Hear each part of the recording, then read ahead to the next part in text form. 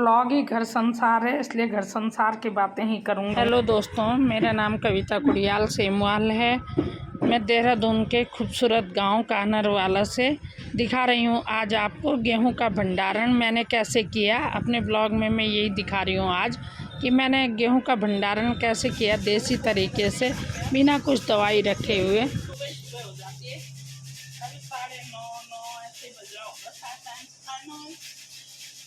अभी सुबह के 9 बज रहे हैं और मेरे आंगन में बहुत तेज़ धूप, ऐसा लग रहा है कि जैसे 12 बज गए होंगे। पसीना पसीना हो रहा है, धूप भी बहुत तेज़ है।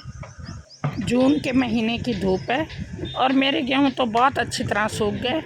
अब मैंने इन्हें शाम को इकट्ठा करके रात भर तो ठंडा होने के लिए रख दिया, क्योंकि गर्म गेहूँ भी टंकी में एकदम से नहीं डालने चाहिए, इससे भी गेहूँ ख़राब हो जाता है।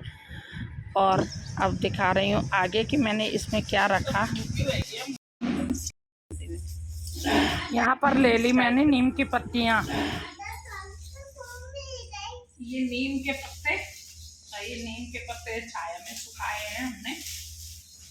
छाया में लाकर इनको छाया में ही सुखाना होता है, क्योंकि धूप के सूखे हुए उतने अच्छे नहीं होते। और इनकी ये टहनियाँ तोड़ के इनको बीच बीच में गेहूं के ड्रम में बीच बीच में इनको इस तरह से डुबा देना है, बीच बीच में रख देना है। जिस तरह से भी रखे जाए ऐसा कुछ नहीं है, लेकिन जगह के हिसाब से। और ये पत्तियां नीम की, इनको अगर हम इनको पॉलीथीन में रखते हैं तो इनका असर उतना नहीं होता। पॉलीथीन वैसे भी नुकसानदायक है, पॉलीथीन का उपयोग कम से कम करना चाहिए। और इस तरह से हम इनको डंडियों को तो अलग रख देंगे और इन पत्तियों को ऐसे इनको ऐसे करके इनको उसमें भर के, कपड़े की ये थैलियाँ आ रही है आजकल, ये बढ़िया है मार्केट में, ये बढ़िया चल रहा है। पर्यावरण के लिए ये बहुत ही अच्छी हैं। पॉलीथीन तो बहुत ही नुकसानदायक था, मैं तो पॉलीथीन के बहुत खिलाफ हूँ। और ये ड्रम में जो दवाइयाँ रखते हैं वो भी बेकार होता है, वो भी मुझे बाद में फिर जब मैं इनको नीम से ही गेहूं को सुरक्षित रखना चाहिए, किसी चीज को भी। नीम क्योंकि स्वास्थ्य के लिए भी अच्छा है और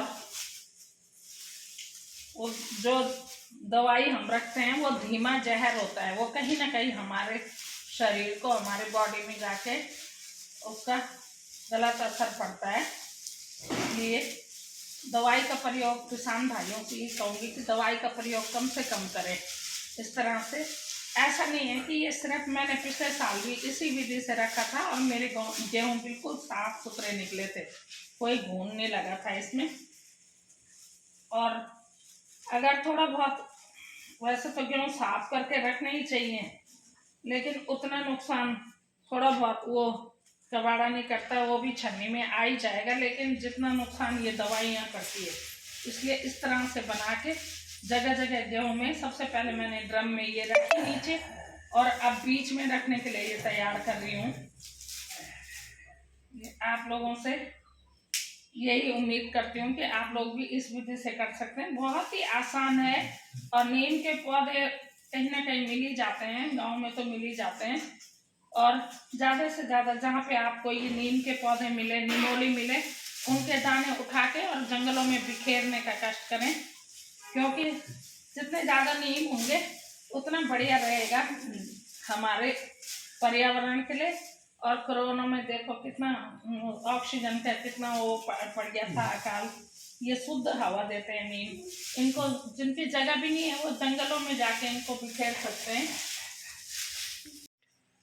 हेलो गाइस, अब मैंने उस दिन आपको गेहूँ साफ करके दिखाए थे और मेरे को उसमें 2-3 दिन लगे, 3-4 दिन तो कम से कम लग ही गए थे।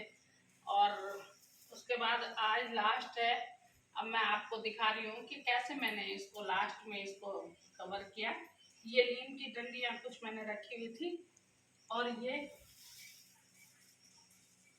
ड्रम है और इस ड्रम में को मैंने पहले सुखा दिया था अच्छी तरह धूप में, और फिर मैंने इसमें ये लास्ट में एक पोटली और डाल रही हूँ गेहूँ के अंदर। इधर दिखाना जरा, इस टाइप से ऐसे इस तरह से लास्ट में ये डाल दिया।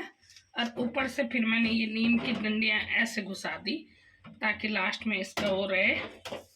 और आप इसका इन डंडियों का भी सदुपयोग है। आम गुठलियों के दाम जैसे बोलते हैं, इनको हम बाद में जो पिछले साल की हैं वो इस साल सूखी सूखी निकलती हैं, तो उनको हम जला सकते हैं, वातावरण को अच्छा कर सकते हैं, मच्छर वगैरह भाग जाते हैं उससे जला के।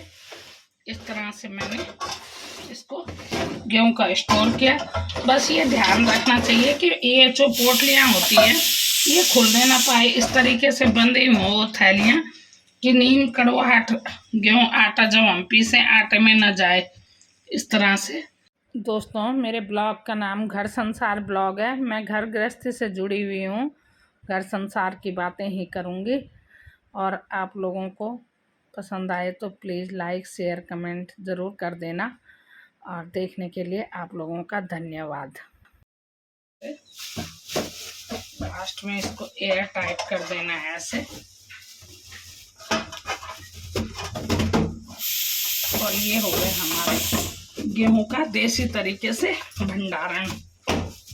और गेहूं इस साल मैंने देर में ही सुखाए, इसे लोग अप्रैल में ही सुखा देते हैं, अप्रैल मई में। इस साल मेरे गेहूं जून तक चले गए सूखते सूखते। कुछ ऐसा टाइम वाइम नहीं मिला होगा दुकान उखान की वजह से।